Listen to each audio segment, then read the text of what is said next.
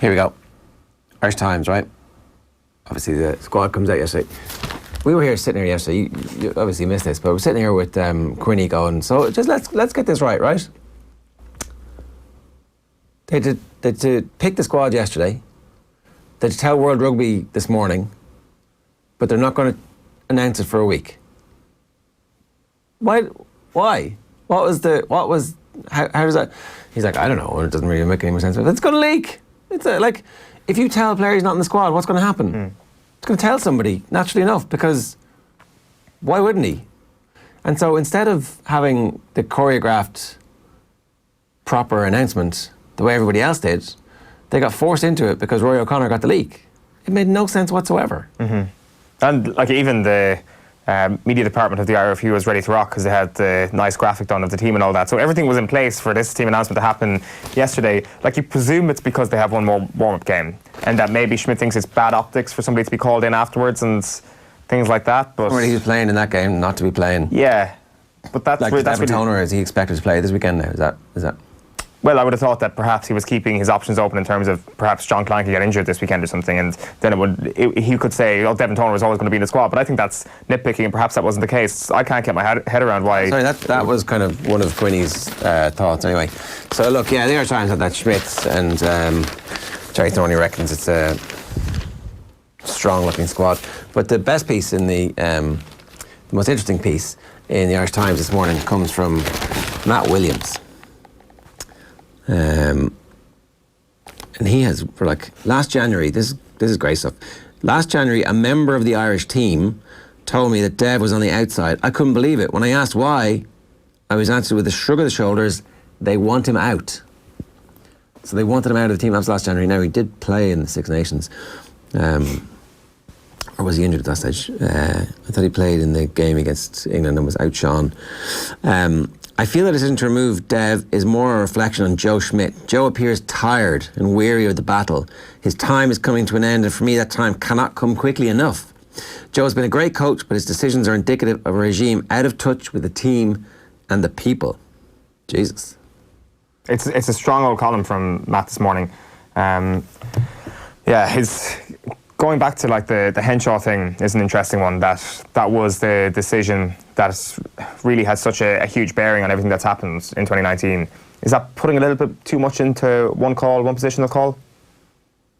The idea of Henshaw full back in that game being the kind of the one step to a road of misery that has been 2019 so far. Because I do remember in the immediate aftermath of that first half showing from Ireland, Matt Williams was one of the only people to say straight away, this Henshaw thing has been a disaster. Whereas everybody else, and my view would have been, this was just a disaster all around the pitch. This wasn't just down to Robbie Henshaw 15 or one bad call. Well, so his point is that that's a chain reaction, and that's indicative of a head coach and the decision that he makes being wrong, and so therefore everybody else is like, well, he's making weird, what's going on? This is all weird. Can't be making bad decisions.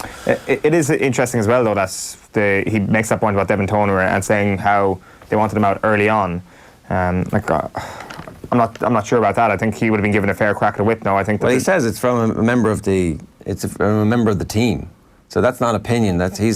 Okay, so it's obviously hearsay, and he's not naming the person who told him it, but he says a member of the team reckoned at that point they wanted Devin Toner out. But I'm just looking at it here, so Devin Toner obviously does play against England, as you say. I was just trying to see to what extent does he get outshone, as you put it. He did get taken off after 57 minutes. So I wonder, is it at that moment then that Joe Schmidt knows he's not coming to the World Cup? Potentially, there's like a number of tackles I think is very low compared to James Ryan. Now, if James Ryan plays the whole match, you need a tackles per minute, and that's kind of not really fair for one game either. The Examiner this morning, giant omission, Toner the surprise casualty as Schmidt reveals 31 for Japan, and they've also got continuing analysis of the All-Ireland football final inside. Back page of the Herald this morning is Dub injury worry, O'Sullivan and Small main concerns for champions. If Keane O'Sullivan and John Small both missed the replay for Dublin, this is a huge blow. Well, Keane O'Sullivan didn't play in that game, right? Is that why you think they had such issues? I think so. I think if Keane O'Sullivan is fit, he has to start the next day. I think he hasn't played a lot this year, though.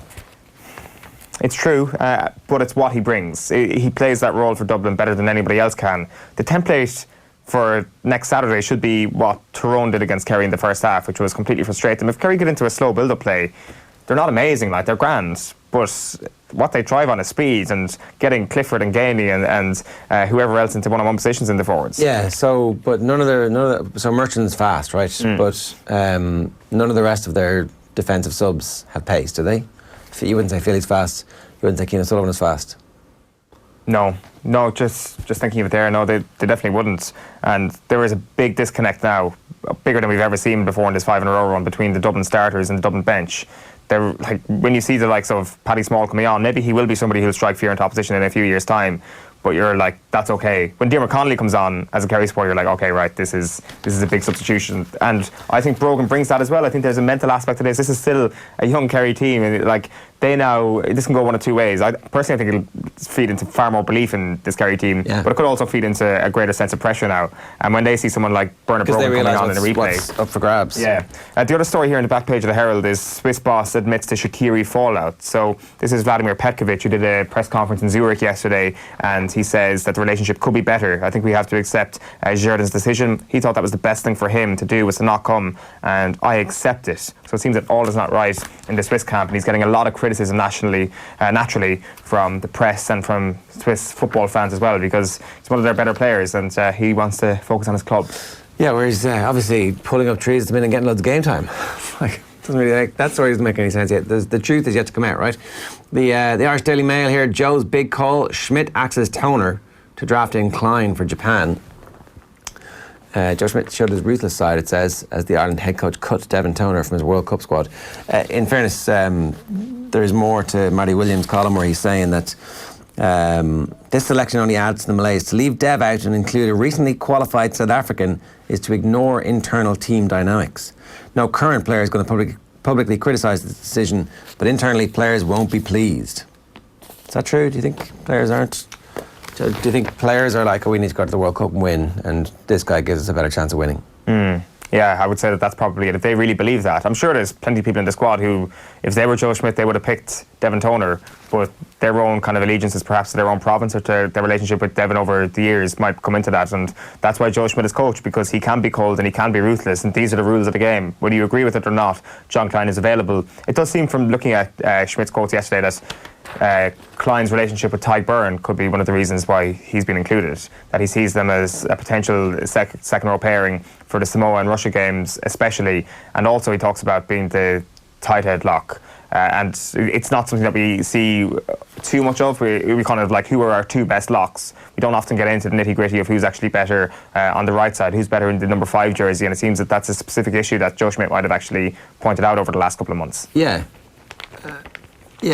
It's interesting, isn't it, that it becomes a thing when you, like, if what Matt Williams says is accurate, or it wasn't just somebody saying it to him, and they were trying to get Dev out of the team, then suddenly, we've got this thing, like, what's the story, what's the narrative, how do we frame it? Just a quick 2 lines from Rory Keane in the Mail. It's just as well the IRFU don't organise stag weekends. The terms booze up and brewery sprang to mind yesterday in the midst of the leaked World Cup training squad fiasco. It was a fiasco.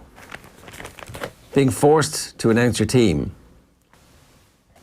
a week earlier than you were trying to keep it under wraps for no apparent reason. Knowing that it will get leaked. There hasn't been a single Irish team for the Six Nations that hasn't got leaked in about 5 years. See, I think they were leaking all those themselves over the last while to keep people on side.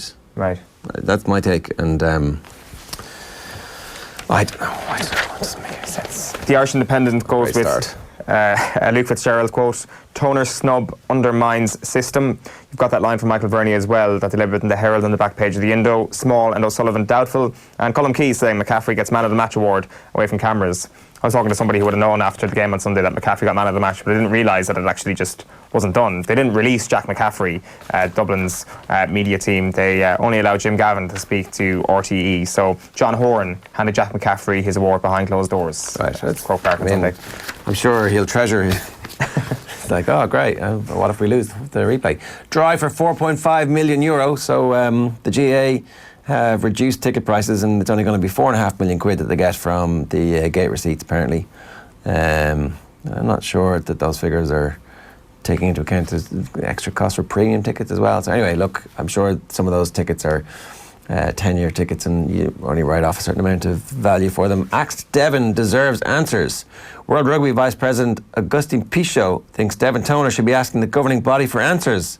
You see this, Pichot? I didn't actually see this, no. Oh, Pichot. That's a bizarre wading into Irish affairs, isn't it? Pichot tweeted, "If I was David Toner, I would be asking World Rugby for answers. I need to delete that one."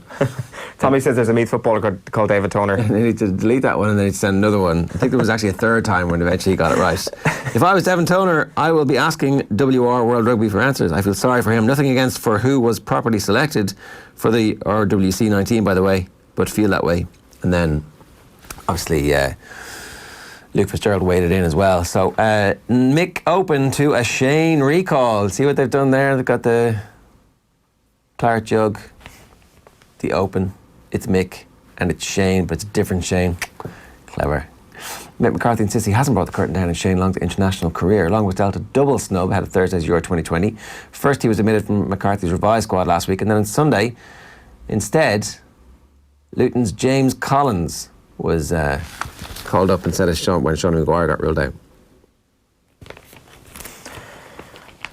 Back page of the Sun this morning is Road to Euro 2020. "You're really going to need a major performance," says Shane Lowry. James McLean replies saying, "Mick has brought us great claret E." Hey. James up for it, F-O-R-E. It's another golf pun there in case you missed it. Devastated, says Neil O'Riordan. Neil O'Riordan also writing about the Swiss camp. "Shaqiri's exit sparks memories of Roy Keane's bust-up with Patrick Vieira." There's another international saga involving Roy Keane that is also pretty apt, I'd imagine. Prem says, "You're right. So Premier League clubs will have until September the 1st to do their transfer business next summer. So if you were hoping for a 17-hour broadcast encapsulating the preview of the Premier League and the transfer deadline day, it's not going to happen next year. So we'll have to do two of them." Trippier on Spurs KO. Kieran Trippier is hit out at Daniel Levy and Maurizio Pochettino for the way he was kicked out of Spurs. Interesting stuff from him. The London Times this morning: "We will target Rusty Smith, vows Broad." You've got clubs want to extend window, as I just mentioned, and Bury owner receives £115,000. This is also an interesting one, which is just kind of mentioned at the top of the Times. "A quick escape. World's fastest man dodges ban for missing drugs tests." So this is something we've kind of mentioned a couple of times on the show over the past couple of weeks. Christian Coleman and his failure to show up for drugs tests 3 times in the space of a 12-month window, which under rules would lead to a 1-year ban. He has managed to get one of those missed tests backdated because of the fact that if you miss a test within a quarter, the date should be backdated to the first date in the quarter. So I just have the dates here. So USADA recorded filing failures for Coleman on the 6th of June 2018, 16th of January 2019, and 26th of April 2019. But because 6th of June 2018 falls into the second quarter, his lawyers argue that that should be backdated to the 1st of April, the first date of the quarter. Now, I don't know why this is the rule, but this is the rule that they managed to get away with. So 6th of June 2018 becomes 1st of April 2018, and because the last one was 26th of April 2019, it's outside of the 12-month window, and you can only get banned for a year if you miss 3 tests within a window, even though he missed one of these tests, all 3 of these tests within the 12-month window. So loophole is what I'm seeing here. They managed to hop through it, and Christian Coleman will be running in the World Championships. What's your buddy Travis Tigert saying about this? I haven't actually seen what he's said about this, because 2 of the 3 tests would have been directed by USADA, and then it was Athletics Integrity Unit who came up with the last one.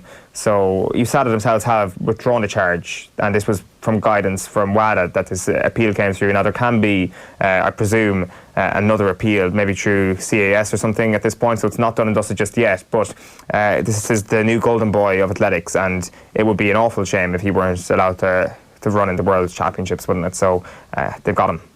All right.